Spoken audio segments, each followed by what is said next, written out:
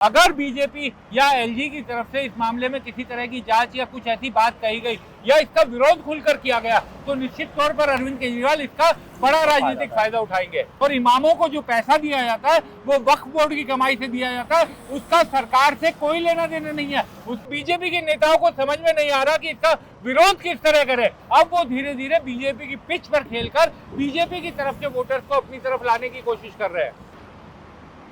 नमस्कार, मेरा नाम हैदर अब्बास नकवी है और आप लोग मुझको द स्वतंत्र पर देख रहे हैं। जी हां, दिल्ली चुनाव में हलचल बढ़ती जा रही है। एक के बाद एक वादे आ रहे हैं। इन वादों की कितनी सच्चाई है, इस पे चर्चा करने के लिए मैं और विक्रांत फिर एक बार आपके पास हैं, आपके साथ हैं। विक्रांत, मैं शुरू करता हूं कि आपकी बात को अब बड़े बड़े चैनल के लोग वक्ता पत्रकार यूज कर रहे हैं। जो आपने कहा था कि अरविंद केजरीवाल की पिच पर अब बीजेपी खेल रही है, जहां पे वो अपने मुद्दों से भटककर उनके मुद्दों पर जवाब दे रही है। बिल्कुल हैदर, देखिए अरविंद केजरीवाल चुनाव का एजेंडा सेट करते हुए दिखाई दे रहे हैं। रोज दोपहर 12 बजे के करीब वो आते हैं, एक प्रेस कॉन्फ्रेंस करते हैं, उसके बाद टीवी चैनलों पर, अखबारों में अगले दिन वो छपता है, टीवी चैनलों में शाम को डिबेट होती है। तो चुनाव का सबसे बड़ी बात ये होती है कि चुनाव में कौन अपनी पिच तैयार करता है और उस पिच पर सामने वाले को आकर खेलने को मजबूर करता है। ऐसा करते हुए अभी अरविंद केजरीवाल दिखाई दे रहे हैं। पर उनके जो ये घोषणाएं कर रहे हैं, इसमें हमेशा एक विवाद क्यों खड़ा हो जाता है? अब पुजारी को 18,000 रुपए की वेतन, ये क्या भाई? उन लोगों को तो शायद मिलता है। इस तरह से क्या चीजें हैं, ये चीजों को स्पष्ट कीजिए। देखिए, पुजारियों को वेतन एक ऐसा मुद्दा है जिसको बीजेपी बहुत लंबे टाइम से उठा रही थी। अरविंद केजरीवाल ने अचानक से आए घोषणा की कि पुजारियों को और ग्रंथियों को हर महीने 18,000 रुपए का सम्मान राशि दिया जाएगा। निश्चित तौर पर यह पूरी तरीके से अरविंद केजरीवाल के लिए अप्रत्याशित है, क्योंकि ये बीजेपी का एजेंडा है। बीजेपी हमेशा इस तरीके की मांग करती है, लेकिन अरविंद केजरीवाल जानते हैं कि जब वो चुनावी रण क्षेत्र में उतरे हैं तो उन्हें न केवल अपनी पिच पर सामने वाले को आकर खेलने के लिए मजबूर करना पड़ेगा, बल्कि सामने वाले की पिच पर जाकर भी आक्रामक खेलना पड़ेगा, तभी वो इस मामले में आगे निकल सकते हैं। और आप देखिए कि अरविंद केजरीवाल पुजारियों के लिए घोषणा कर रहे हैं कि 18,000 रुपए हर महीने देंगे, और बीजेपी के नेताओं को समझ में नहीं आ रहा कि इसका विरोध किस तरह करें। वो इसका विरोध करना भी चाहते हैं, लेकिन समझ में नहीं आ रहा उन्हें कि विरोध किस तरीके से और कैसे करें। हाँ विक्रांत, ये पुजारियों की बात हुई, लेकिन ग्रंथियों को भी लेकर आए हैं। लेकिन जो बात हो रही है सोशल मीडिया में, जो आम जनता सुन रही होगी, उनको ये कहा जा रहा है कि ग्रंथियों को तो गुरुद्वारा दे रहा है। देखिए, तो बिल्कुल आपकी बात सही है। ग्रंथियों को जो दिल्ली में, ये देखिए दो तरह के गुरुद्वारे हैं। एक जिनका रख रखाव और वो पूरी तरीके से दिल्ली सिख गुरुद्वारा प्रबंधक कमेटी के अंतर्गत आता है, तो वो बड़े गुरुद्वारे हैं, जैसे बंगला साहिब गुरुद्वारा हुआ, माता सुंदरी गुरुद्वारा हुआ। बड़े जो गुरुद्वारे दिल्ली के, शीशगंज गुरुद्वारा हुआ, उनमें बाकायदा जो ग्रंथी और जो बाकी काम करने वाले हैं उनको सबको एक सैलरी दी जाती है। गुरुद्वारा प्रबंधक कमेटी वो सैलरी देती है। अब हैदर, खेल समझिए कि ये जो दिल्ली सिख गुरुद्वारा कमेटी के गुरुद्वारे हैं, ये बड़े बड़े गुरुद्वारे हैं और दिल्ली में इनकी संख्या भी ठीक ठाक है, लेकिन एक बड़ी संख्या है जो छोटे गुरुद्वारे हैं, जो दिल्ली सिख गुरुद्वारा कमेटी के अंतर्गत नहीं आते। तो उन गुरुद्वारों की ग्रंथियों को वेतन देने की बात है। और जो दिल्ली सिख गुरुद्वारा कमेटी के प्रबंधक, कार्यकर्ता, आमतौर पर यह माना जाता है कि वो जो उसके प्रबंधन से जुड़े हुए लोग हैं, वो मूल रूप से राजनीतिक रूप से बीजेपी के साथ सक्रिय रहते हैं। शिरोमणि अकाली दल जो पंजाब की पार्टी है, उसके साथ उनका लगाव रहा, ये कभी छिपाया भी नहीं उन लोगों ने। तो एक तरह से जो बाकी छोटे गुरुद्वारे हैं उनके ग्रंथियों को अपने साथ जोड़ना, ये एक बड़ा राजनीतिक कदम है। और मैं निश्चित तौर पर कहूंगा कि अरविंद केजरीवाल ने बहुत सोच समझ कर इस मामले में पुजारियों और ग्रंथियों को शामिल किया। अब एक आप कहेंगे बात, सवाल निकल के आएगा कि पादरियों को इसमें शामिल नहीं किया गया। हैदर, ये भी समझिए कि पादरियों की संख्या दिल्ली में कितनी है, बहुत कम उनकी संख्या, और मूल रूप से जो पादरी हैं वो एंटी बीजेपी रहते हैं, उनका वोट उस तरीके का रहता है। तो अरविंद केजरीवाल उन नए संभावित वोटरों को अपने साथ जोड़ना की कोशिश कर रहे हैं, जो अभी तक बीजेपी के साथ जुड़े हुए थे, जिनका लगाव बीजेपी की तरफ था। अब वो धीरे धीरे बीजेपी की पिच पर खेलकर बीजेपी की तरफ के वोटर्स को अपनी तरफ लाने की कोशिश कर रहे हैं। हाँ बिल्कुल सही है, लेकिन विक्रांत, एक बात मैं आपसे जानना चाहता हूँ कि ये 18,000 की राशि है। अभी हमने इस घोषणा से कुछ दिन पहले इमामों को अरविंद केजरीवाल के विरोध में प्रदर्शन करते हुए दिया। और उनके नहीं, अब ये मुसलमानों की बात आवाज उठाने दीजिए आप। हाँ, बिल्कुल। ये उनके 18,000 रुपए नहीं दिए जा रहे हैं और इनको पुजारियों ग्रंथियों को दिए जा रहे हैं। जब उनकी पेमेंट नहीं हुई है तो इनकी पेमेंट कैसे होगी, ये सवाल है। देखिए, एक तो आप उठा रहे हैं आवाज, स्वतंत्र तो उठा ही रहा है, साथ साथ बीजेपी के नेता भी ट्वीट करके कह रहे हैं कि ग्रंथियों मौलवियों के पैसे नहीं मिल रहे। क्या आपने कभी सोचा था कि बीजेपी के नेता साजिद इमाम रशीदी जो मौलवी इमामों के संगठन के नेता हैं, उनके वीडियो, उनके विजुअल को बीजेपी के नेता ट्वीट करेंगे? ऐसा भी कल हुआ है। और ये ऐसा तो मैंने अपने करियर में, अपने लाइफ टाइम में ऐसा देखा नहीं कि किसी मौलाना का किसी उनकी बात को बीजेपी को सपोर्ट किया जा रहा है। केवल वो उठा रहे हैं, बल्कि ये भी कह रहे हैं कि 18 महीनों से मौलवियों के पैसे नहीं मिले। अब जब मौलवी उनके खिलाफ प्रदर्शन कर रहे हैं तो अरविंद केजरीवाल को पुजारियों की और ग्रंथियों की याद आई है। देखिए हैदर, एक चीज मैं अपने दर्शकों को एकदम साफ करना चाहता हूँ। जो इमामों की जो सैलरी का मुद्दा है, इमामों के वेतन का जो मुद्दा है, इमामों को सरकार अपने खजाने से या जो जिसे हम पब्लिक मनी कहते हैं उसमें से पैसा नहीं देती। ये एक बहुत बड़ी गलतफहमी है। इमामों को पैसा दिया जाता है जो अपना वक्फ बोर्ड है उसकी कमाई में से। दिल्ली सहित देश भर में वक्फ बोर्ड की अनेकों प्रॉपर्टीज है, वक्फ के पास अपनी कमाई आती है और उसमें से इमामों की सैलरी दी जाती है। इसे राजनीतिक मुद्दा दिल्ली में बनाने वालों को इस बात का जवाब देना चाहिए, क्या बिहार में जहां पर एनडीए की सरकार है, बीजेपी के समर्थन से नीतीश कुमार मुख्यमंत्री है, क्या वहां इमामों को तनख्वाह नहीं दी जाती? दी जाती है। कांग्रेस यहाँ पर विरोध करती है।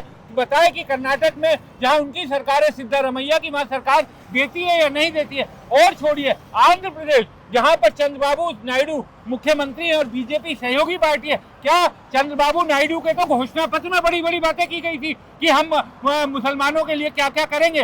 तो ये सब चुनावी खेल है, इसको जनता भी समझती है। और इमामों को जो पैसा दिया जाता है वो वक्फ बोर्ड की कमाई से दिया जाता है, उसका सरकार से कोई लेना देना नहीं है, उसका टैक्स पेयर के पैसे से कोई लेना देना नहीं होता।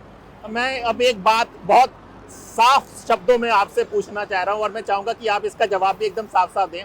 क्या अब ये मान लें कि हिंदू की राजनीति अब बीजेपी से अरविंद केजरीवाल और आप पार्टी की तरफ शिफ्ट हो रही है? देखिए, ये कहना अभी थोड़ा जल्दबाजी होगा, लेकिन हैदर, आप अरविंद केजरीवाल की पिछले कुछ समय की राजनीति देखिए। उन्हें कभी भी किसी मंदिर में जाने से ऐतराज नहीं होता, उन्हें खुलकर पूजा करने से कोई ऐतराज नहीं होता। दिल्ली में दीपावली पर वो एक सामूहिक कार्यक्रम करते हैं और उसका टीवी पर प्रसारण करवाते हैं सरकार से। तो वो खुलकर अपने धर्म को मानने, जो उनकी मान्यता है उसका प्रदर्शन करते हैं और उसका उनका साफ ये कहना है कि इसमें कोई आपत्ति किसी को नहीं होनी चाहिए कि अगर मैं अपने धर्म का पालन करूं। हैदर, आपको बताऊं, मैं जिस चैनल में काम करता था अभी पिछले कुछ समय पहले तक, वहां पर एक कार्यक्रम में अरविंद केजरीवाल आए थे और उससे एंकर ने पूछा था कि आप हनुमान जी का भक्त बनाते हैं अपने आप को, हनुमान चालीसा का पाठ कर दिया था अरविंद केजरीवाल ने। तो अरविंद केजरीवाल इन सब चीजों में जरा भी झिझकते नहीं है, वो खुलकर इसको बताते हैं। वो गंगा आरती के लिए भी जाते हैं, वो मंदिरों में भी जाते हैं और बाकायदा हनुमान मंदिर जहां से इस योजना की शुरुआत कर रहे हैं वहां तो वो लगातार अपने परिवार के साथ जाते रहे हैं। तो अरविंद केजरीवाल खुलकर हिंदू, लेकिन वो एक बात कहते हैं कि मेरे हिंदुइज्म और बीजेपी के हिंदुत्व में एक फर्क है। बीजेपी अपने दूसरे धर्म के जो मानने वाले हैं उनको उस तरीके का सम्मान नहीं देती, ये अरविंद केजरीवाल का कहना है। और मैं अपने धर्म से भी प्यार करता हूँ, मैं दूसरे के धर्म का भी सम्मान करता हूँ। तो अब अरविंद केजरीवाल अपनी इस रणनीति, क्योंकि राजनीति है, राजनीति में हर चीज जुड़ती है, तो किस तरीके से अरविंद केजरीवाल का ये जो, जिसे कुछ लोग ये भी कहते हैं कि अरविंद केजरीवाल सॉफ्ट हिंदुत्व की राजनीति करते करते बीजेपी की पिच पर जा रहे हैं। लेकिन हैदर, मैं इसे दूसरी तरह से देखूंगा कि एक वोट बैंक जिसको बीजेपी अपना कट्टर वोट बैंक मानती है कि वो पूरी तरीके से उसका वोट बैंक है, अगर अरविंद केजरीवाल वहां पर सेंध लगाने की कोशिश कर रहे हैं तो बीजेपी को सोचना होगा कि आखिर ये दिल्ली का चुनाव किस दिशा में आगे बढ़ता हुआ दिखाई दे रहा है। बिल्कुल सही है विक्रांत। इस दौरान आपने महंत और संतों उन सबसे बात भी की है, वो इस योजनाओं को लेकर क्या कह रहे हैं, उनका क्या राय है? देखिए हैदर, हम लोग यहाँ पर बैठते हैं, दिल्ली के बड़े बड़े मंदिरों में जाते हैं तो हमें लगता है कि पुजारियों को किस लिए वेतन की ज़रूरत है। इस दिल्ली शहर में ही अनेकों छोटे छोटे, सैकड़ों हजारों छोटे छोटे मंदिर हैं जहाँ के पुजारियों की स्थिति वाकई बहुत खराब है। उनके पास ना तो उतना साधन आता, ना इतने उनके मंदिरों में दर्शन करने के लिए लोग जाते कि उनके चढ़ाए हुए चढ़ावे से मंदिर के पुजारियों का काम चल सके। तो ये हकीकत है कि पुजारियों की स्थिति न केवल दिल्ली में, देश भर में दयनीय है। कई जगह कई मंदिर बहुत छोटे टूटे बुरी हालत में है। तो कहीं ना कहीं अरविंद केजरीवाल के इस कदम से निश्चित तौर पे जो बड़े मंदिर है उनको इसका कोई फर्क नहीं पड़ेगा, उनके पुजारियों के पास एक अच्छा सम्मान राशि आती है। लेकिन जो छोटे मंदिर हैं जहाँ पर कम लोग जाते हैं, जहाँ पर कम चढ़ावा आता है, तो निश्चित तौर पर उनकी स्थिति सुधरेगी। और सनातन धर्म के जो प्रचार प्रसार की हम बात करते हैं हैदर, तो जब आदमी का पेट भरा होगा तो ज़्यादा शक्ति के साथ अपने धर्म का प्रचार प्रसार करेगा। तो अरविंद केजरीवाल ने बहुत सोच समझ कर ये रणनीति लागू की है। और आप देखिएगा कि दिल्ली में जो रजिस्ट्रेशन अब होगा क्या, कि जब महिला सम्मान राशि आई, मैं इससे सवाल पूछना चाहता हूँ कि हमने देखा 2100 का घोषणा हुई, उसके बाद एक बीजेपी के सदस्य 1100 रुपए बांटते दिखे, तो अभी 18,000 की ये हुई है, तो क्या 9,000 11,000 पुजारियों को मिलने जा रहे हैं? मैं तो हमेशा कहता हूँ हैदर की चुनाव होते रहने चाहिए, चुनाव बहुत अच्छे होते हैं। और जो ये कहा जाता है कि एक वन नेशन वन इलेक्शन, मैं कहता हूँ कि अगर ये हो गया, क्योंकि चुनाव ना हो तो नेता लोग अपने वोटर्स की या जनता की सुनते तक नहीं है। तो 5 साल जो चुनाव आता है तो नेताजी कदमों में रहते हैं, और जब चुनाव हो जाता है तो उसके बाद जनता अपने नेताजी को ढूंढती रहती है। तो इसीलिए चुनाव होते रहने चाहिए। और अब ये देखना होगा कि जब 2100 की राशि की बात की गई या बुजुर्गों के लिए सम्मान राशि की बात की गई, तो उसमें जांच के आदेश दिए गए। अब देकर दिखाए कोई बीजेपी या एलजी की तरफ से आदेश आए कि पुजारियों को जो पैसा दिया जाएगा इसकी हम जांच करवाते हैं। ये एक ऐसा मुद्दा बनेगा कि ना उगले बने ना बाहर निकालते बने। और कैसे अगर बीजेपी या एलजी की तरफ से इस मामले में किसी तरह की जांच या कुछ ऐसी बात कही गई या इसका विरोध खुलकर किया गया, तो निश्चित तौर पर अरविंद केजरीवाल इसका बड़ा राजनीतिक फायदा उठाएंगे। तो आने वाले वक्त में क्या ऐसी अब कोई और योजना की प्लानिंग हो रही है या हो सकती है?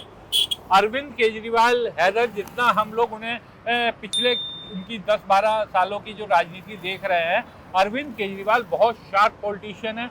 वो ये जानते हैं कि उनका मजबूत पक्ष क्या है, और साथ में वो ये भी जानते हैं कि उनके जो विरोधी हैं या कंटेंडर हैं उनका मजबूत पक्ष क्या है। वो दोनों पिचों पर खेलना जानते हैं और कोशिश वो दोनों पिच पर खेलने की भी करते हैं। अपनी पिच पर वो दूसरे को लाते हैं और दूसरे की पिच पर जाकर खेलने की कोशिश करते हैं। तो अरविंद केजरीवाल जिस तरीके की, जैसे प्रधानमंत्री नरेंद्र मोदी के बारे में कहा जाता है कि वो उनकी राजनीति में एक सरप्राइजिंग एलिमेंट रहता था जब से 2014 में वो आए, और उनके कदमों के बारे में किसी को जानकारी नहीं रहती थी, ऐसा ही कुछ राजनीति अरविंद केजरीवाल भी करते हैं। देखिए, दिल्ली में 2100 रुपए की सम्मान राशि हो या बुजुर्गों के लिए संजीवनी की बात हो या फिर अब पुजारियों के लिए ये घोषणा हो, ये ऐसी चीजें हैं जिसके बारे में कभी सोचा नहीं था कि अरविंद केजरीवाल चुनाव से पहले ही ये सब घोषणाएं कर देगी। एक तरफ बीजेपी अपने घोषणा पत्र की तैयारी कर रही होगी कि वो दिल्ली को क्या क्या देगी, लेकिन जो जो वो देने की कोशिश कर रही होगी वो सब अरविंद केजरीवाल पहले से ऐलान कर दे रहे हैं। तो कहीं ना कहीं अरविंद केजरीवाल की राजनीति को देखते हुए